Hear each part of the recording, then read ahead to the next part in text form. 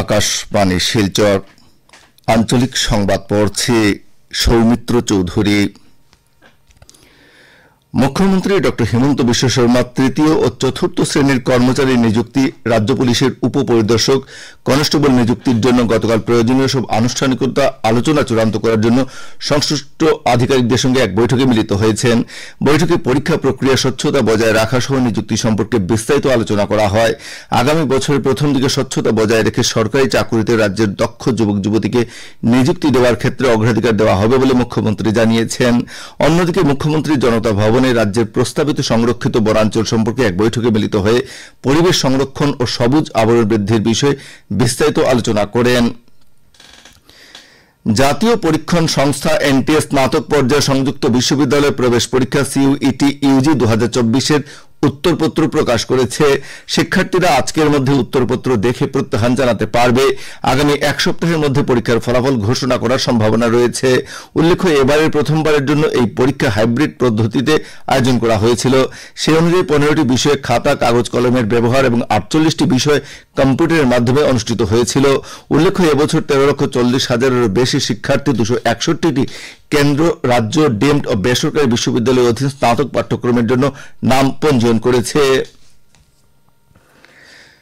লোকসভার বিরোধী দলনেতা রাহুল গান্ধী আসামের বন্যা পরিস্থিতি মোকাবিলা করতে কেন্দ্রীয় সরকারকে সম্ভবপর সব ধরনের সাহায্য প্রদান করতে আশ্বাস দিয়েছেন।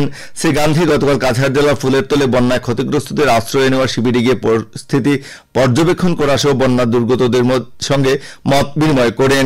এর আগে আসাম প্রদেশ কংগ্রেস কমিটির সভাপতি ভূপেন বরার নেতৃত্বে এক প্রতিনিধি দল রাজ্যের বন্যা সমস্যা সম্পর্কে সাংসদ শ্রী গান্ধীকে একটি স্মারকপত্র প্রদান করেন। স্মারকপত্রে বন্যার ভয়াবহ প্রভাবের উপর আলোকপাত করে বন্যার্তদের সম্মুখীন হওয়া পরিস্থিতির বিষয়ে উল্লেখ করা হয়েছে।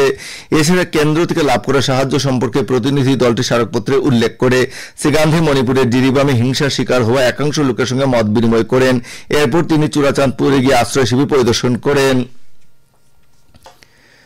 রাজ্যে বন্যা পরিস্থিতির কিছুটা উন্নতি হলেও 28টি জেলার প্রায় 22 লক্ষ লোক এখনো বন্যার কবলে রয়েছেন। রাজ্যে এবারের বন্যায় এ পর্যন্ত মৃতের সংখ্যা বৃদ্ধি পেয়ে 72 হয়েছে। রাজ্যে 97টি রাজস্ব চক্রে প্রায় 3,400টিরও বেশি গ্রাম এবং 68,000 হেক্টরেরও বেশি কৃষিজমি প্লাবিত হয়েছে। এনডিআরএফ, এসডিআরএফ সহ উদ্ধারকারী দলগুলো গত 24 ঘন্টায় রাজ্যের বিভিন্ন প্রান্ত থেকে আরও 218 জন লোককে উদ্ধার করে।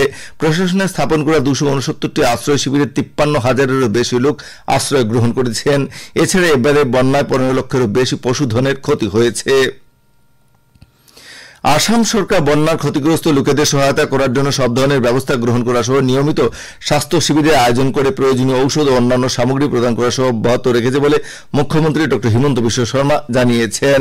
মুখ্যমন্ত্রী জানান যে আশ্রয় শিবিরে থাকা শিশু ও মহিলাদের বিশেষ প্রয়োজনীয়তার প্রতি লক্ষ্য রেখে শিশু খাদ্য, স্যানিটারি ন্যাপকিন, ঔষধ ইত্যাদি নিয়মিত সরবরাহ করা হচ্ছে। এদিকে কাছাড় জেলার বড়খলা, কাটিগড়া বিধানসভা এলাকা সহ শিলচর শহরের চাঁদমারি, বানিলিবিন সহ নিচু এলাকাগুলো এখনো বন্যার জলে প্লাবিত রয়েছে। শিলচরের সাংসদ পরিমল শুক্লবৈদ্য গতকাল কাটিগড়া বিধানসভা এলাকার কিন্নরখাল প্রাথমিক বিদ্যালয়, সালিমাবাদ এবং নরপতি কালীবাড়ির আশ্রয় শিবির পরিদর্শন করেন এবং বন্যার দুর্গতদের সঙ্গে মত বিনিময় করেন। এছাড়া পর্যাপ্ত ত্রাণ সামগ্রী বন্টন ও পরিষ্কার পরিচ্ছন্নতা ইত্যাদি বিষয় নিয়ে তিনি খোঁজ খবর নেন। করিমগঞ্জ জেলার বিভিন্ন অঞ্চল এখনো বন্যার জলে প্লাবিত রয়েছে। করিমগঞ্জ শহরের নিচু এলাকা সহ বদরপুর, নিলামবাজার, পাথারকান্দি রাজস্ব চক্রের 7টি অঞ্চল বন্যায় ক্ষতিগ্রস্ত হয়েছে।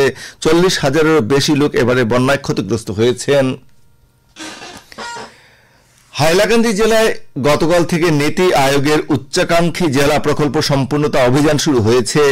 জেলা আয়ুক্ত নিশাক হিবারে গৌতম গতকাল রবীন্দ্র ভবন প্রেক্ষাগৃহে প্রদীপ প্রজ্বলন করে সম্পূর্ণতা অভিযানের উদ্বোধন করেন।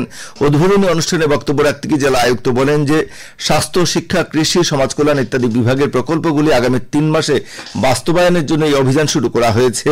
উদ্বোধনী অনুষ্ঠানে নীতি আয়োগের সিনিয়র রিসার্চ অফিসার অনুরাধা বাতানা, পৌর সভাপতি কল্যাণ গোস্বামী প্রমুখ উপস্থিত ছিলেন। হাইলাকান্দি জেলায় বৃক্ষরোপণ কার্যসূচির এক পের মা কে নাম প্রকল্পের অধীনে এ পর্যন্ত 10,000-এরও বেশি গাছের চারা রোপণ করা হয়েছে। গত 5 জুন থেকে এই কার্যসূচির অধীনে জেলার বিভিন্ন শিক্ষা প্রতিষ্ঠান, ব্যবসায়িক প্রতিষ্ঠান, ব্যাংক এবং ব্যক্তি বিশেষের প্রচেষ্টায় এই কার্যসূচি বাস্তবায়িত হচ্ছে। এই উপলক্ষে গতকাল রবীন্দ্র ভবন প্রাঙ্গণে সম্পূর্ণতা অভিযানের উদ্বোধনী অনুষ্ঠানের আগে জেলা আয়ুক্ত নিশাক হিবারি গৌতম বৃক্ষরোপণ করেন। উল্লেখ্য, এক পের মা কে নাম কার্যসূচিতে সমগ্র রাজ্যে 70 লক্ষ বৃক্ষরোপণের লক্ষ্য ধার্য করা হয়েছে। শিলচরের বঞ্চিত ছাত্রছাত্রীদের পক্ষ থেকে গতকাল জেলা আয়ুক্তের কার্যালয়ের সামনে অবিলম্বে কলেজে ভর্তির দাবি জানিয়ে বিক্ষোভ কার্যসূচি পালন করা হয়। বিক্ষোভকারীদের পক্ষ থেকে সিইউইটি উত্তীর্ণ ছাত্রছাত্রীদের জন্য প্রতিটি কলেজ কর্তৃপক্ষ 20% আসন স্নাতক স্তরে সংরক্ষিত করায় অসংখ্য ছাত্রছাত্রী ভর্তি প্রক্রিয়া থেকে বঞ্চিত হচ্ছে বলে অভিযোগ করা হয়। বিক্ষোভ কার্যসূচিতে ছাত্রছাত্রীদের পক্ষে রুকসারা বেগম লস্কর, অনুরাধা দে, স্বপন চৌধুরী প্রমুখ বক্তব্য রাখেন। আঞ্চলিক সংবাদ এখনকার মতো শেষ হলো। পরবর্তী আঞ্চলিক সংবাদ রাত 7:45 মিনিটে।